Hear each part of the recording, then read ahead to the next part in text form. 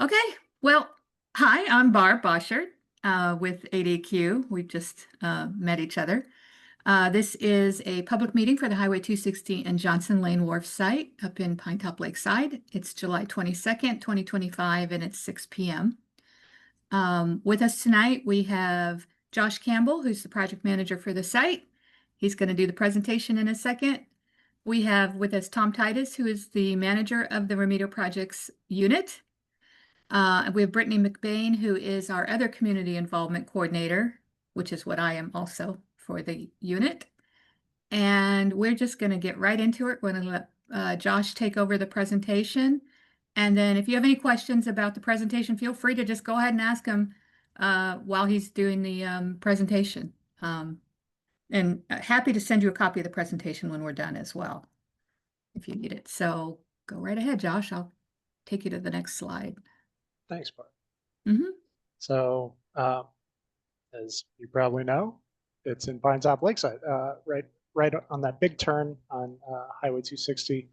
You can see, no, they can't see my cursor. That's Right yeah, that little polygon there is the source property. It's Earl's Laundry and Dry Cleaning.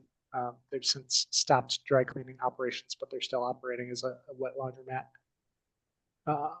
Next slide, please. So this site has been running for a couple of years, and at this point, we're in the operation and maintenance phase. The remedy, as it stands, the active part of the remedy is wellhead treatment. We're treating 3. Well, I'll get into that later. But yes, the remedy has been implemented, and we are running things and doing twice a year groundwater monitoring at the site. Next slide, please. Okay, so yeah, it was added to the registry in 2016.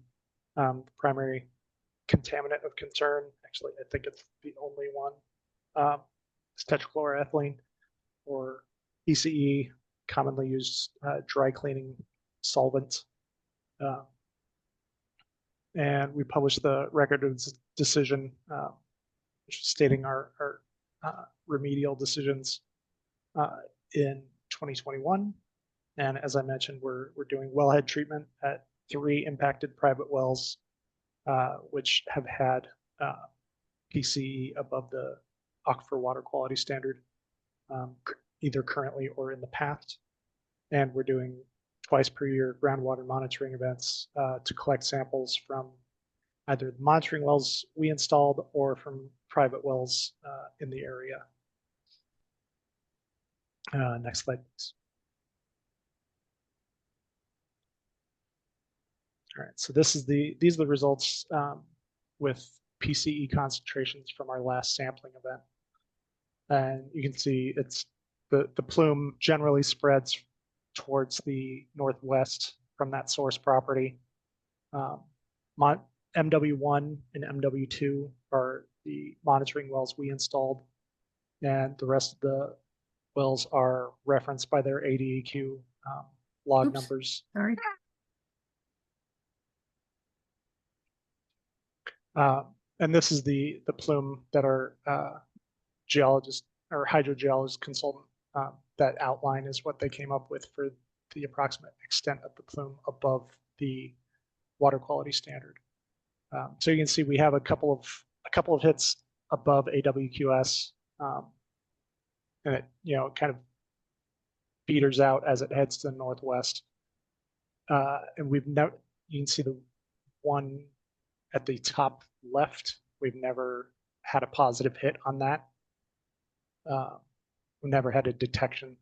So we've, for the most part, that plume is either dispersing or attenuating somehow before it makes it all the way up there. That is our furthest well, and we just don't get hits in that. So it's not a huge plume, and it seems to be, I think you guys have enough of changeover in the groundwater up there that I think it's dispersing or getting blended out fairly quickly.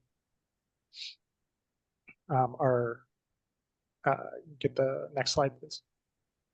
Take a look at MW2 That's the source zone at Earls. These have been the PC levels in that well since we installed it. You can see we've had a fair amount of variation. Some of that is probably seasonal variation, but we've tried, we have 2 events per year, so it's a little smoothed out.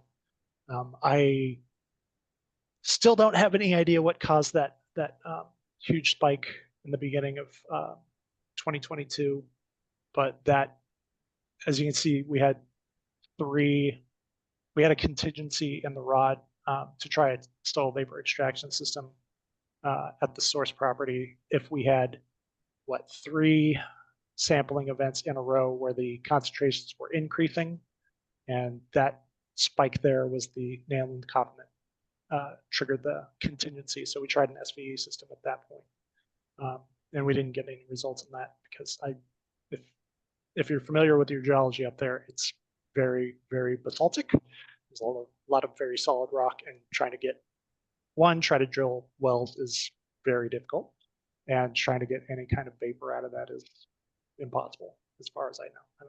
I'm an engineer, not a hydrogeologist, but everything I've seen is can't really get gas out of rock. But since then, the levels have fallen on their own. It bounces around a little bit, and that bouncing it's a little concerning. It means to me that we probably got some product still left in the soil under Earls that's making its way into the groundwater in dribs and drabs.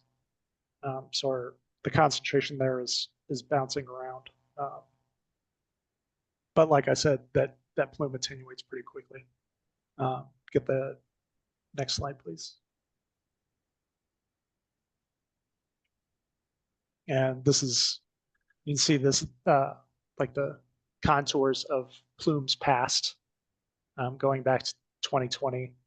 The approximate contour of that plume hasn't changed very much. It's been pretty stable. Even as the concentrations at the source zone have changed, it hasn't had much effect in the outline. You might have noticed on the first map, we had a number of non-sampled wells. Those are wells that we've been able to sample in the past and have lost access to, usually from owners moving away and not being able to find contact information with the new owners, or passing away, the house being sold, and not being able to get access to those wells again. And it's not super critical, but it would be nice to get a little finer resolution on that plume. Okay, next slide, please.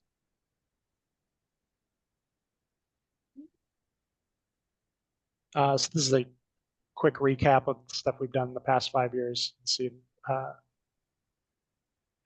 fiscal year 2023 was when we did the pilot test, but besides that, it's pretty standard.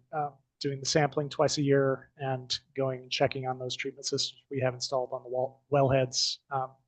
If we have any signs of breakthrough in the samples, we'll generally go back shortly thereafter and replace the package filtration units. It's only happened, I think, twice in the last 5 years that's happened. In general, the concentrations are low enough. Those filtration units aren't getting saturated too quickly. They're lasting a long time. Next, please. And we're just going to keep doing what we're doing. This is a pretty simple site as far as operations and maintenance. Just mostly keeping an eye on that source area and wondering that source area kept me up at night for a while, wondering how can we get in there, what can we do, and at this point, since it's really not affecting a large number of homes, nobody's being impacted with the wellhead treatment systems in place, so it's just going to have to remain a mystery until it kind of peters out. No, I said that out loud, and now my brain's thinking, well, maybe we could do this, maybe we could do that, but that's a conversation. Sure, maybe I'll pick Tom's brain about that later. Next slide. That's it. Ta-da! Okay. There I am. There's Barb. Let us know if you have any questions, or you can just ask questions now.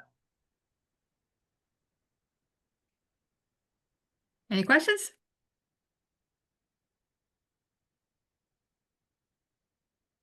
No?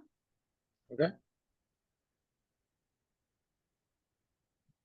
Well, if you think of any, feel free to contact us. Of course, Matt knows how to contact us too. But if you decide you want a copy of this, it'll also be on our website by the end of the week. You can download any information there from the website. But that's pretty much it for the presentation tonight, unless you have any questions. We can call it a night. Thanks for showing up. Appreciate it. Thank you, guys.